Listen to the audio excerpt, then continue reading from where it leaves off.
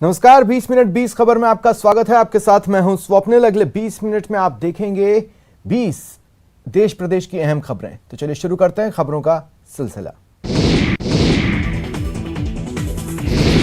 अगर आप ATM booth में जाकर एटीएम का उपयोग करते हैं तो सावधान। और हाँ, आसपास खड़े लोगों से सहयोग बिल्कुल मत लीजिएगा, क्योंकि आपके पास खड़ा कोई भी व्यक्ति बड़ी होशियारी से आपके एटीएम को बदलकर आपके साथ ठगी कर सकता है। ऐसी ही वारदात करने वाली उत्तर प्रदेश की चिट्टा गैंग को दौसा पुलिस ने गिरफ्तार किया है। मिली जानकारी के मुताबिक दौसा पुलिस ने एटीएम बदलकर धोखाधड़ी और ठगी की वारदात करने वाले अंतर्राज्यीय गिरोह का पर्दाफाश किया। दौसा एसपी राजकुमार गुप्ता ने बताया कि उत्तर प्रदेश के चिट्टा गांव निवासी सलमान, ताहिर, आदिल और इकबाल को कोतवाली पुलिस ने गिरफ्तार किया है। चारों आरोपी बड़े होशियारी से लोगों को शिकार बनाते थे। आरोपी उपभोक्ताओं को बातों में उलझाकर एटीएम कार्ड बदल लेते थे और उसके बाद एटीएम से कैश विथड्रॉ कर लेते थे। अब तक जो है करीब 12 जो है अभियोग हमारे सामने पंजीबद्ध, जिनकी जानकारी हमें मिली है, लेकिन इससे भी और बहुत ज़्यादा वारदातें जो है इनके द्वारा की गई है।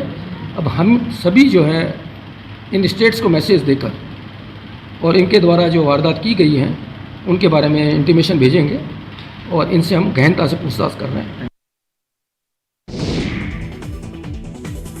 चूरू के सादुलपुर में बाइक चोरों का दुस्साहस बढ़ता जा रहा है। बाइक चोर आते हैं और वारदात को अंजाम देकर निकल जाते हैं, जबकि पुलिस लकीर पीटती रह जाती है। जांच का जुमला उछालकर अपना वजूद साबित करने की नाकाम कोशिश करती रही है। पुलिस अब तक एक भी बाइक चोर को गिरफ्तार नहीं कर पाई। रविवार रात को वार्ड संख्या 6 में एक घर के आगे खड़ी बाइक अज्ञात चोर चुरा कर ले गए। चोरी की ये करतूत सीसीटीवी में कैद हुई।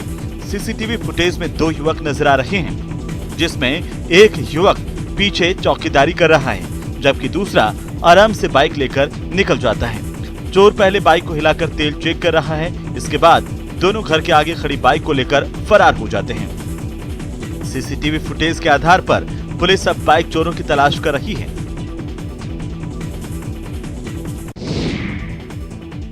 झुंझुनू के कोलसिया में एक बाप बेटे पर बदमाशों ने न केवल लाठियों सरियों से हमला किया, बल्कि गाड़ी चढ़ाकर मारने की कोशिश भी की। घटना के 2 दिन बाद अब वारदात का सीसीटीवी वीडियो सामने आया है, जिसमें करीब 10 मिनट तक बदमाशों ने आधी रात को जमकर उत्पात मचाया और फिल्मी स्टाइल में गाड़ी दौड़ाते मारपीट करते हुए नजर आ रहे हैं। जानकारी के अनुसार कोलसिया के प्रविंद्र ने गांव के बस स्टैंड से आगे मेन बाजार में एक दुकान कर रखी है। 24 जून की रात को प्रविंद्र और उसका बेटा यश दुकान पर साफ सफाई कर रहे थे, तभी अचानक एक थार जीप आई। जीप से उतरकर युवकों ने ताबड़तोड़ दोनों पर हमला बोल दिया।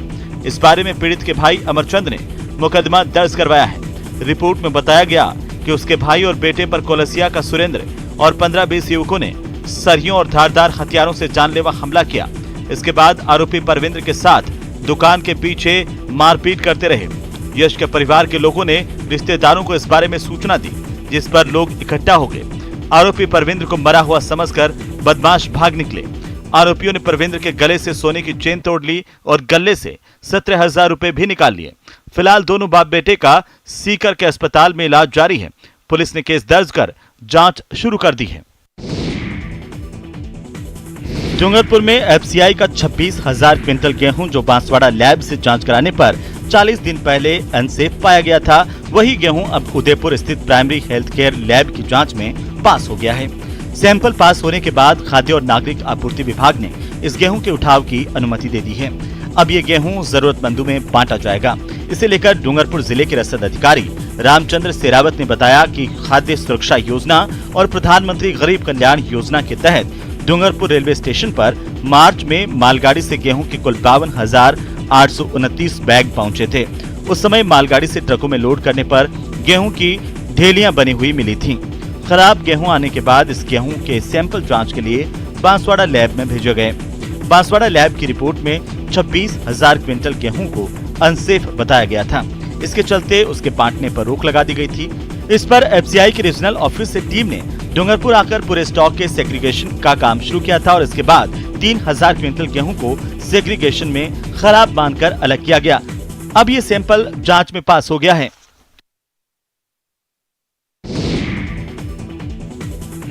ऑफिस में भरे पानी को हटाने के लिए पंखे चलाए जा रहे हैं। पिछले दिनों प्री मानसून की सामान्य बारिश में जैसलमेर के जीपीएफ ऑफिस में पानी भर गया था।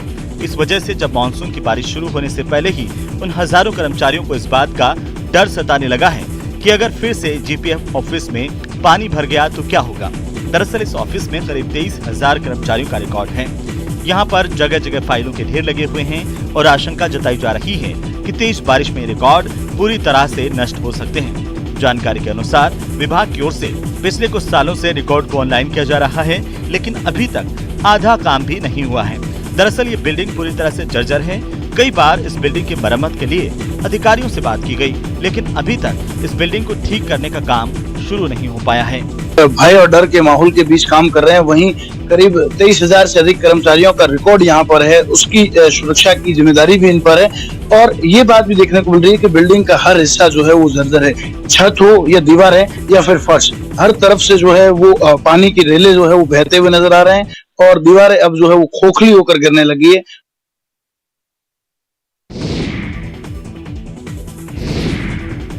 झुंझुनू में कांग्रेस के प्रदर्शनों में इन दिनों सब कुछ ठीक नहीं चल रहा। ये हम नहीं कह रहे, तस्वीरें इसकी तस्दीक कर रही हैं। जी हां, सोमवार को प्रदेशव्यापी आह्वान पर झुंझुनू कलेक्ट्रेट पर अग्निपथ स्कीम के खिलाफ चल रहे धरने में लात मुक्के चल गए। दरअसल अग्निपथ के विरोध में कांग्रेस का धरना चल रहा था।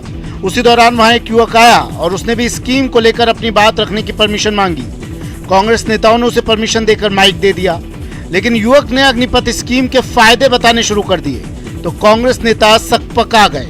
इसके बाद डीसीसी महामंत्री खलील बुढ़ाना ने पहले तो युवक से माइक झपट लिया, इसके बाद उसकी धुनाई कर दी। युवक ने भागकर अपनी जान बचाई। आपको बता दें, इससे पहले भी ईडी की कार्रवाई के खिलाफ जब कांग्रेस नेताओं ने कलेक्ट्रेट पर धरना दिया था तो एक मंदबुद्धि युवक ने आकर बीजेपी जिंदाबाद के नारे लगा दिए थे, जिसे नवलगढ़ से कांग्रेस पार्षद लोकेश जांगिड़ ने जमकर पीटा था।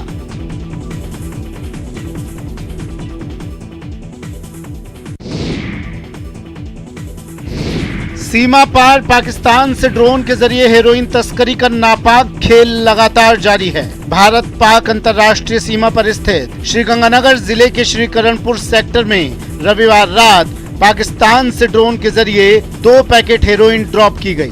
2 पैकेट हेरोइन ड्रॉप किए जाने के बाद सीमा सुरक्षा बल के जवान पूरे एरिया की छानबीन में जुट गए हैं। फिलहाल एक और जहां सीमा सुरक्षा बल के जवान पूरे एरिया का इंस्पेक्शन कर रहे हैं, वहीं दूसरी ओर पुलिस संदिग्धों पर नजर रख रही है।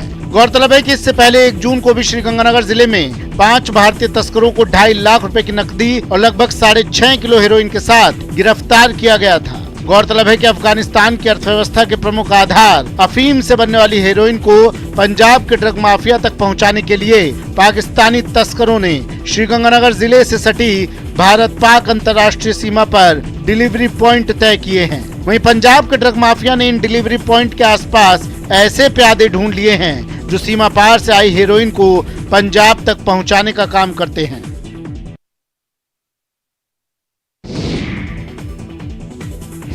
जब तक लक्ष्य हासिल नहीं करेंगे तब तक पीछे नहीं हटेंगे। इसी संकल्प के साथ कोविड स्वास्थ्य सहायकों का आंदोलन 87 दिन बाद भी जारी है। तस्वीरें शहीद स्मारक पर भूख हड़ताल के 4थे दिन की है। सोमवार को भी 7 स्वास्थ्य सहायकों की तबीयत बिगड़ गई, जिसके बाद उन्हें एसएमएस अस्पताल में भर्ती करवाया गया। कई प्रदर्शनकारियों की हालत खराब है। इसके बावजूद प्रदर्शन कर रहे स्वास्थ्य सहायकों के मनोबल पर कोई फर्क नहीं पड़ रहा। तो सरकार से एक सवाल पूछना चाहता हूँ सर, आज आप अग्निवीर के विरोध में राजस्थान में हर जगह विरोध कर रहे हैं युवाओं के लिए, तो सर हम भी युवाएं हैं, आपने हमारा रोजगार छीना है, तो आप सेंटर में जाके जो विरोध कर रहे हो, अगर आप राजस्थान की तरफ भी ध्यान दोगे तो सबसे अच्छा होगा। नहीं तो 2023 जो जीतने की आप सोच रहे हो वो आप भूल जाना कि आप एमएलए तो क्या सर प्रधान भी नहीं बना सकते हो। पहले अपने राजस्थान के युवाओं पर ध्यान दो, जब जाकर आप पूरे भारत की बात करना।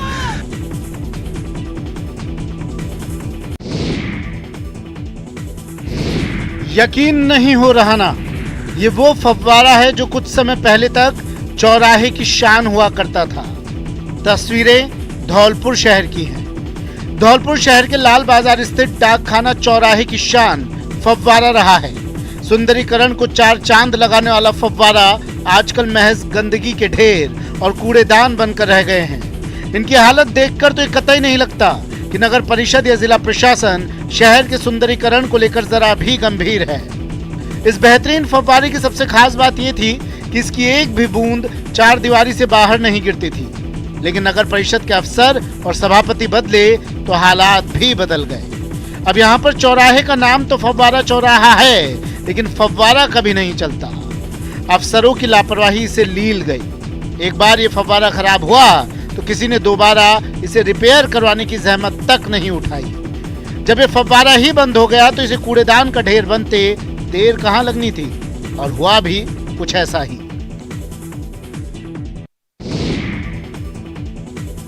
महाराष्ट्र का सियासी संकट गहराता ही जा रहा है। सोमवार को इस मामले में सुप्रीम कोर्ट ने सभी पक्षों को नोटिस जारी कर 5 दिन में जवाब मांगा है।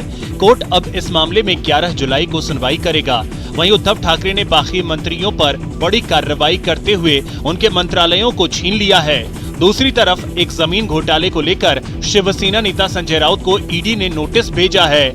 उन्हें 28 जून को पेश होने के लिए कहा गया है। मिली जानकारी के मुताबिक शिवसेना के बागी नेता एकनाथ शिंदे की याचिका पर सुप्रीम कोर्ट ने सभी पक्षों को नोटिस जारी किया है। डिप्टी स्पीकर अजय चौधरी, सुनील प्रभु और केंद्र सरकार को नोटिस जारी किया गया है। 5 दिन में नोटिस का जवाब देने को कहा गया है। इस मामले में अब 11 जुलाई को सुनवाई होगी।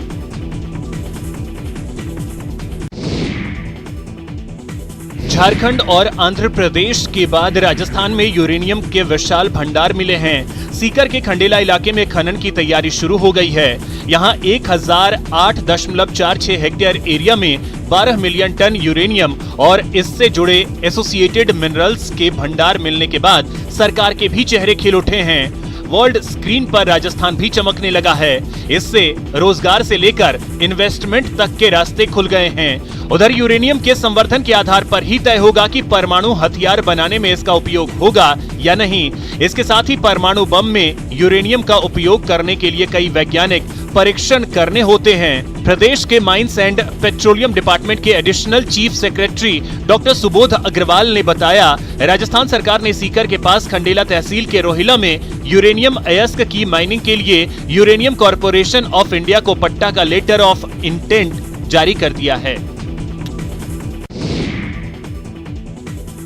गले में मालाएं और मुंह मीठा कराने के लिए लगी कतार, ये है नवचयनित असिस्टेंट प्रोफेसर आसूराम गढ़वीर का आशियाना। बाड़मेर के छोटे से गांव चौहटन के रहने वाले आसूराम ने अपने एससी वर्ग में असिस्टेंट प्रोफेसर में राज्य भर में पहली रैंक हासिल की है। बचपन में महज 20 रुपए दिहाड़ी मजदूरी कर खुद और परिवार का गुजर बसर करने वाले आसूराम के माता पिता अभी तक मजदूरी करते थे, लेकिन बेटे की सफलता के बाद अब सभी को आसूराम की मेहनत पर गर्व है। आसूराम बताते हैं कि इस परीक्षा के लिए रात में 8 बजे से 2 बजे तक पढ़ाई की, तब जाकर सफलता हाथ लगी। आसूराम इससे पहले शिक्षक भर्ती परीक्षा में सफल होकर शिक्षक बने। उसके बाद पीजी और नेट की परीक्षा पास की। सचमुच सफलता हमेशा कठोर परिश्रम से ही आती है। कोई पूरी शिद्दत से इस सफर को पूरा कर ले तो वह मंजिल तक पहुंच ही जाता है। जिंदगी की तमाम मुश्किलों के बावजूद कड़ी मेहनत सफलता का ताज पहना ही देती है।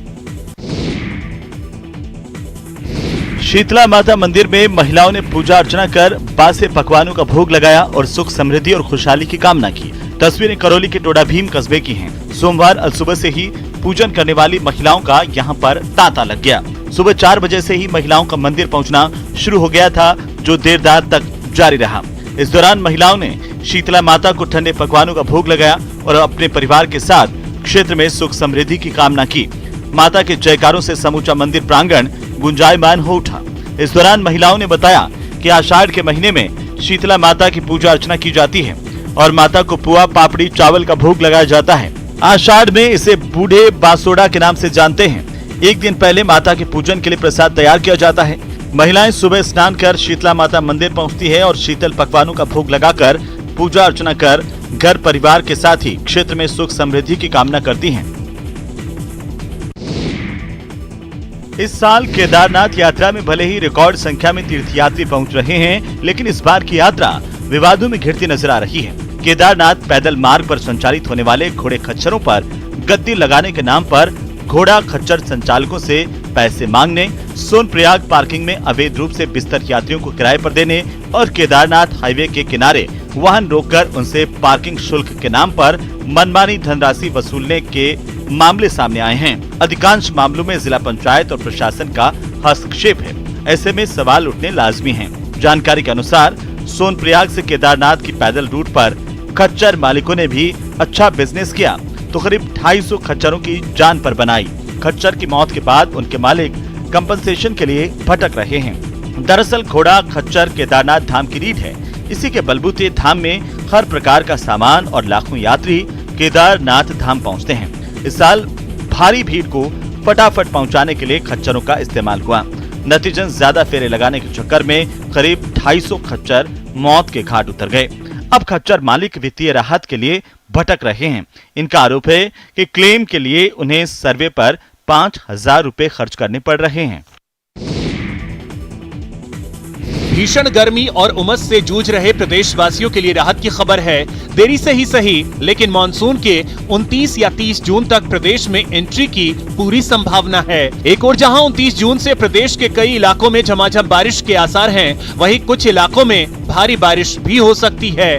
दरअसल तय समय से 3 दिन पहले केरल में मानसून की एंट्री के साथ ही प्रदेश वासियों को ये उम्मीद जगी थी कि मानसून राजस्थान में भी जल्द प्रवेश करेगा, लेकिन अनुकूल परिस्थितियां नहीं होने के कारण राजस्थान में मानसून के प्रदेश में देरी हो चुकी है। सामान्य तौर पर 20 जून तक मानसून दक्षिण राजस्थान से प्रवेश करता है, लेकिन इस बार करीब 10 दिनों की देरी से मानसून के प्रदेश में एंट्री के आसार हैं। मौसम विभाग ने 29 या 30 जून तक मानसून के प्रदेश में एंट्री की संभावना जताई है।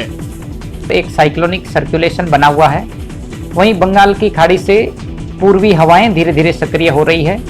आगामी दिनों में पूर्वी राजस्थान में बारिश की गतिविधियों में बढ़ोतरी होगी।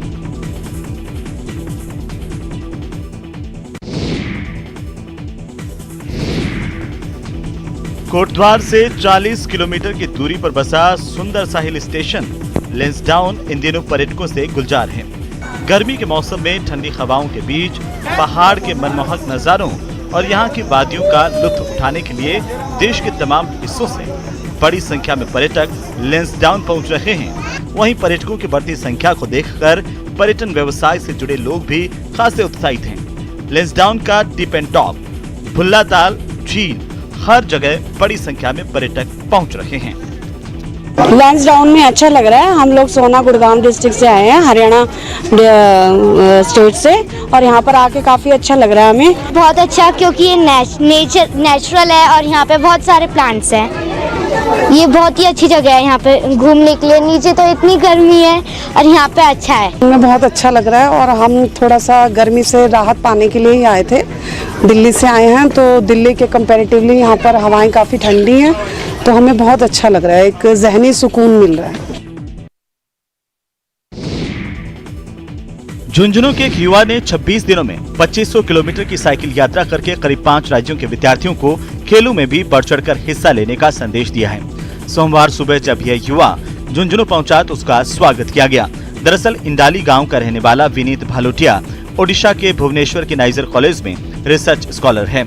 साइकिलिंग करना उसका शौक है। इस बार उसने इस शौक को संदेश में बदलने के लिए तय किया कि वह अपने घर यानी कि झुंझुनू साइकिल से जाएगा।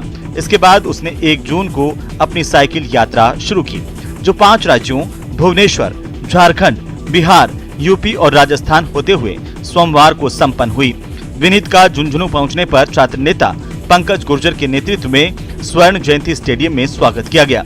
इस मौके पर विनीत ने बताया कि वर्तमान माहौल में खेलों को शिक्षा के बजाय अहमियत दी जा रही है, इसीलिए उसने शिक्षा के साथ साथ खेलों को महत्व मिले, इसी संदेश के साथ ये यात्रा 1 जून को शुरू कर 27 जून को पूरी की। उत्तर पश्चिम रेलवे पर स्टोर विभाग के जारी किए गए सभी कॉन्ट्रैक्ट के लिए प्राप्त होने वाले बिलों को 100% ऑनलाइन बिलिंग में स्विच ओवर कर दिया गया है। गौरतलब है कि उत्तर पश्चिम रेलवे पर स्टॉक आइटम के लिए प्राप्त बिलों को पहले से ही ऑनलाइन प्रोसेस किया जा रहा है और अब नॉन स्टॉक आइटम्स के लिए भी ऑनलाइन बिलिंग प्रक्रिया शुरू हो गई है। उत्तर पश्चिम रेलवे के मुख्य जनसंपर्क अधिकारी कैप्टन शशि किरण के अनुसार उत्तर पश्चिम रेलवे की कार्यप्रणाली को उत्कृष्ट बनाने और पारदर्शिता बढ़ाने के लिए निरंतर प्रयास किए जा रहे हैं। इसी सिलसिले में स्टोर कॉन्ट्रैक्ट के सभी बिलों को ऑनलाइन बिलिंग में स्विच ओवर किया गया है। इस प्रणाली के प्रारंभ होने से अब आपूर्तिकर्ता IREPS मॉड्यूल पर अपने घर या कार्यालय से बिल जमा कर सकता है। ऑनलाइन जमा किए गए बिलों को ऑनलाइन ट्रैक किया जा सकता है। इस प्रणाली के प्रारंभ होने से आपूर्तिकर्ताओं के लिए पारदर्शिता और व्यापार करने में आसानी होगी। यह पहल की गई है ताकि पारदर्शिता और बिलिंग भुगतान में कम समय लगे। यह मॉड्यूल जो हमारा Indian railway e procurement system है, उस मॉड्यूल में यह प्रक्रिया रखी गई है ताकि जो कॉन्ट्रैक्टर हमारे बिल देते हैं स्टोर्स विभाग के, वो सारी 100% जो है ऑनलाइन की जा सके। थानाधिकारी के ट्रांसफर पर लोगों ने ऐसी विदाई दी कि यादगार बन गई। लोगों ने SI को माला और साफा पहनाकर घोड़ी पर बिठाया और 6 घंटे तक जुलूस निकाला। इस दौरान गाजे बाजे पर लोगों ने जमकर डांस भी किया। तस्वीरें उदयपुर की हैं। गांव वालों ने थानाधिकारी हनवंत सिंह सोढ़ा को घोड़ी पर बिठाकर गाजे बाजे के साथ विदा किया। दारोगा जी की गांव की गलियों से होकर गुजरती यह विदाई किसी बारात से कम नहीं थी। दारोगा जी घोड़ी पर बैठे थे और गांव वाले गाजे बाजे के साथ उन्हें विदा कर रहे थे। आमतौर पर किसी पुलिस अधिकारी का ट्रांसफर होने के बाद वहां के लोग प्रसन्न होते हैं, लेकिन सलूम्बर के थानाधिकारी की लोकप्रियता की यह तस्वीरें जिसने भी देखी दंग रह गया। लोगों ने भी नाचते गाते थानाधिकारी को विदाई दी और सलूम्बर में उनके कार्यकाल को याद किया। इंसानों के पक्के यार, मालिक के प्रति वफादार। छत्तीसगढ़ के सूरजपुर में डॉग को पीछे छोड़ एक मुर्गा बना है इस खिताब का दावेदार। यहाँ सुदामा नगर में मुर्गा डॉग को टक्कर दे रहा है। जैसे डॉग अपने मालिक की सुरक्षा के लिए मुस्तैद रहता है, उसी तरह इस मुर्गे को भी मालिक सुरक्षा में सेंध बर्दाश्त नहीं। इसके रहते किसी कुत्ते की भी घर के आसपास भटकने की मजाल नहीं। ये छोटा सा मुर्गा बड़े बड़े कुत्तों को खदेड़ देता है। ये तस्वीरें देखिए, मुर्गा कैसे कुत्तों को भगा रहा है। कुत्ते इसके सामने टिक नहीं पा रहे हैं। बताया जा रहा है कि अनजान लोगों को भी देख मुर्गा बांग देने लगता है और घर के लोगों को सतर्क करता है। घर के लोग इस देसी मुर्गे को पैसे कमाने के लिए लाए थे, लेकिन ये मुर्गा घर का सदस्य बन गया और बहादुरी से घर के लोगों की सुरक्षा की जिम्मेदारी संभाल ली। लोग इस मुर्गे को जंग बहादुर के नाम से बुलाते हैं। फिलहाल इतना ही। नमस्कार।